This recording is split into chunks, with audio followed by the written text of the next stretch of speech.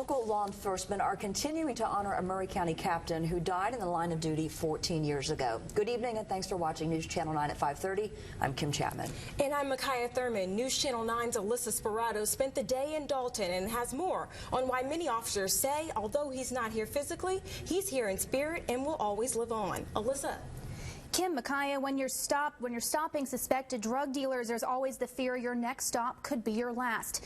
And for Captain Robbie Bishop, that day came on January 20th, 1999, but his legacy continues to live on.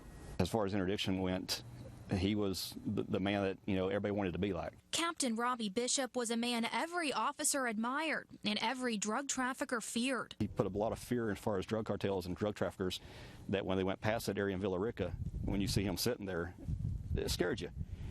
That's what we do as far as interdiction. We want to scare, the drug dealers, drug traffickers, and all that built off his foundation. He started it. Bishop was Lieutenant Scott Reneau's hero in life and still is in death.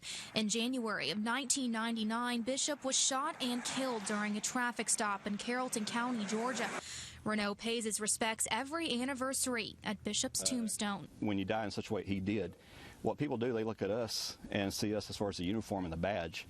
But you forget that, we're sons and daughters, we're brothers and sisters, and we're fathers and we're moms.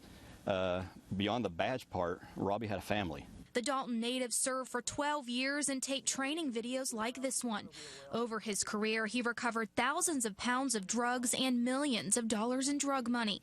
Many say he treated the drug cartels as a scientific study and turned it into an art form. What he looked at as far as, the way people drove, the trends that were going on, he studied it, and he made it an art form in that aspect. And now, like I said, from what he began as far as teaching at that time, has grown to like 5,000 members of the NCEA that we train nationally. Reneau credits Bishop for paving the path for drug interdiction. Bishop's teachings made him the officer he is today. He died in 1999, but the stuff that he was teaching and doing in 1999, we're still using today. So it just shows he was way ahead of his time in the interdiction world. And one phrase in particular stands out, something Bishop preached every day of his life in hopes of saving others. Safety is a priority in searching any vehicle out here for narcotics. No load is worth your life. No load out there is worth your life.